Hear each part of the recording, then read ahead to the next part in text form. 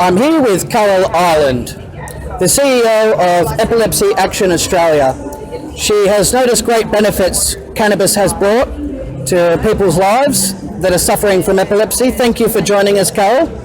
Pleasure. What sort of changes have you noticed within the epilepsy community now cannabis has become a life-saving medicine? Look, I've come to know a lot of people that have children with fairly devastating epilepsy conditions. It's very common, isn't it? Some of them are having 200-300 seizures a day and more. It can be. We're not talking about every child with epilepsy, but certainly at that really tough end, yes, it can be hundreds of seizures a day and sometimes every day. And for these kids, their brains are already compromised. That's and those right. additional seizures are just... bring more delays, doesn't it? They're actually causing more and more harm as they continue. And parents have to quit their jobs, they have to become full-time carers, and they're desperately in need of cannabis medicine. They do. Now, I have a mantra that if I can share with you, and it's that loving parents don't lie. That's right. Now, what I mean by that is a lot of the parents that I've met have actually given their children an illicit product. I'm not saying that that's a good thing. I'm not promoting it, but they have, because they've been desperate. If the benefits are there, it's positive, isn't it? They've broken the law. They've taken the risk to break the law. They've also given their child something that they're not absolutely sure what's in it. They must be desperate. And when they report increased functioning and improvement and less seizures, they're not lying. If somebody rings up Epilepsy Action Australia, they are suffering from the condition themselves or they have children in that position, they said they're interested in cannabis tincture. What would be your advice to them? Look, we don't, as I said, promote. You don't advocate the use of cannabis? We don't, but we simply accept that some people will choose to do that. What we will do is certainly talk with them about any potential concerns that we have, any potential harms. A lot of people, and I think this is one of the difficulties, they're in a situation where they can't even get advice from their doctor. That's right. And therefore they might not even be aware of the potential of drug-to-drug interaction. So we will actually try to warn them of the harms. Not try and dissuade them or not try and persuade them one way or another. But just to assist in any way we can with accurate, up-to-date information. And very important. And we also respect their choices. We know that what they're doing out of desperation. That's exactly right. And I have absolutely no doubt that it's for the welfare of their children. Otherwise they wouldn't be doing it, would they? That's exactly right. And there's an epilepsy key that is a USB that has information for people that are suffering? It certainly does. It has information for parents of children or for adults or for youth. And some of that information is in fact relating to cannabis. But we have a lot of general epilepsy information there, and we give our resources free of charge, and we like to help families so they can live the best lives possible. You must have been astounded when people said that they have virtually cured their epilepsy with a cannabis tincture, and everything's been dramatically improved. Yeah, look, I started as a skeptic. I would imagine so. I go back 3 or 4 years ago and heard that marijuana was being used for epilepsy. Like many others, I was really concerned. And, oh my goodness, let's warn the poor unsuspecting public. The educators have been the families for me. That's what turned it around when you've seen the results. It is, and I've personally seen some children and seen what's happened when they've used a cannabinoid product. And it's opened your eyes up completely. It has. It absolutely has. And I go back to loving parents don't lie. That's exactly right. And all your colleagues are in full support of cannabis? But look, to an extent? For medicinal purposes, we believe that it offers a truly promising treatment for people with epilepsy. We're really concerned that the research and the legislative changes are going to take so much time. Access is a problem at the moment. I mean, while we've all heard that cannabis is available, it's legal, it can be prescribed. It isn't. There's only around 250 people in Australia that have got a legal product. We suspect there are hundreds of thousands of people probably using illicit products. That's right. So we'd like to see that moved along a lot faster. Everybody would. And for some extreme conditions, they use a very invasive brain surgery and they remove certain parts of the frontal lobe or the damaged affected area. That's a very drastic measure.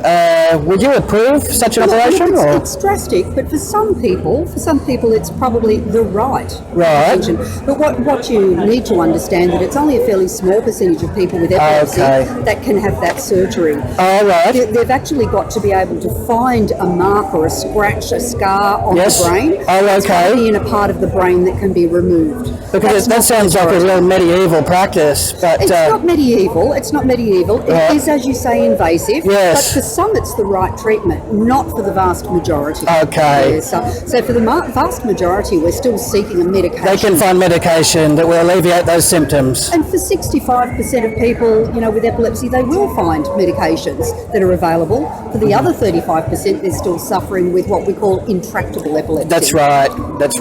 Well, look, thank you very much, and you've set a lot of sufferers and patients' minds at ease, knowing that you're on board, as long as it's going to bring results. Absolutely. We're looking for the best pathways forward for people, and if this is a good treatment option, which we believe it is, we just want things to move a lot faster.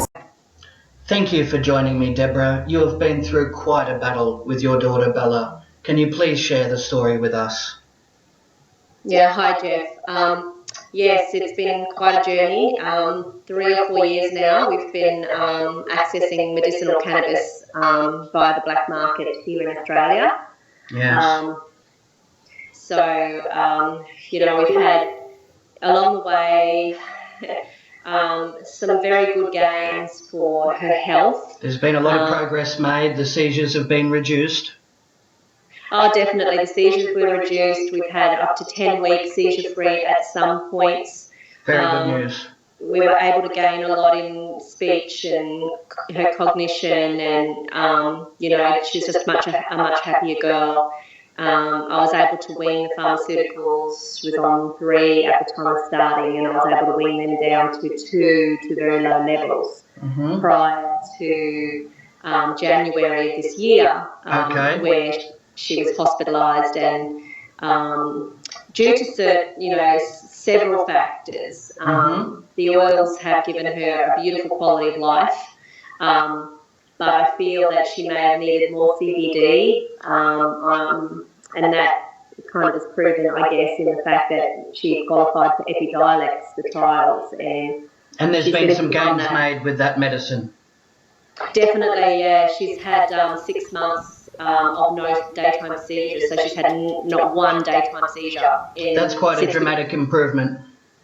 Definitely, it's amazing. Bella has never gone without a daytime seizure for any longer than that. A few times a week, always triggered by like excitement or play or exercise, swimming. So with whole plant cannabis and the Epidiolex, that's where you've received the most results. Definitely, yeah, much better than pharmaceuticals. Any day. Now, you've had some legal problems regarding this matter. Can you divulge what happened in court? Yes, I can.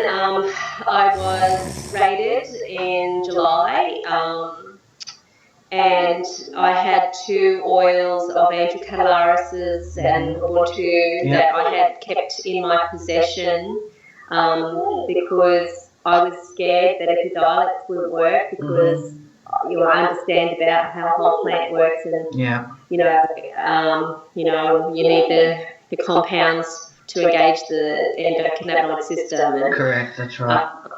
I was scared about starting Epidiolex, but I was sort of understandably so. Yeah, she was having nocturnal seizures every night, and so we tried the Epidiolex, and it gave us 12 nights of seizure freedom from the nocturnals, but then they came back, and I just wanted to hold on to those oils in case, because I'd used them for 3 years, and I just didn't want to, that was a medicine. But anyway, the police turned up, and 4 of them with guns. Dreadful. And you would have been an emotional wreck at this point. I was scared. I thought they were dogs, actually, because I'd had 2 visits from them in the past relating to cannabis. You're trying to stay within the guidelines of the medical system, but at the same time, you have to resort to these black market oils. Definitely. Well, yeah, over the 3 years we used it, I mean, I asked the doctor if we could use it, and he kind of gave me an unofficial okay, and also wrote to the Premier and asked them, and I've been out very public about it, and I feel it's their duty of care to know that she was on it. Absolutely. And they should be helpful as well, and parents shouldn't be reported to any government bodies when they're trying to do the right thing. And as long as there's results and the child isn't in harm, that's the main factor that should be taken into consideration. It goes with the Hippocratic Oath, do no harm. And when there's improvements, that's what should be really focused on. Definitely. And I guess it was difficult for him to be able to have the discussion when we got to court, and the police prosecutor ended up crying halfway through reading out my charges. Wow. And yeah. For a police prosecutor to break down, you must have really triggered their emotions. Yeah, as it turns out, I think I found out she's an epilepsy mum too. And, Right. So she left the room and another prosecutor took over and read the charges. And Because that would have been a conflict of interest. possibly, maybe, but she was very emotional and just said she couldn't proceed. Right. I guess, police, they're people and they've got their life issues. We were in a bit of a rough spot with where we were, and they weren't allowing me. I was in the hospital anyway. And this is the problem the parents are facing. That Even threatening legal action if people were administering oils and tinctures. Oh, yeah, threatened with arrest if I didn't remove them from the hospital grounds. And also the schools. I mean, anybody can report you at any point. Yeah. So it's very stressful. It's Bella now, so if you want to say goodbye, here's my daughter. Hi, Bella. How are you? Showing me her pictures. Oh, that's nice. Very good. Yeah. All right, Jeff. Thank All right. you. Thank you very much for sharing that story with us, Deborah. I wish you both the best, and take care.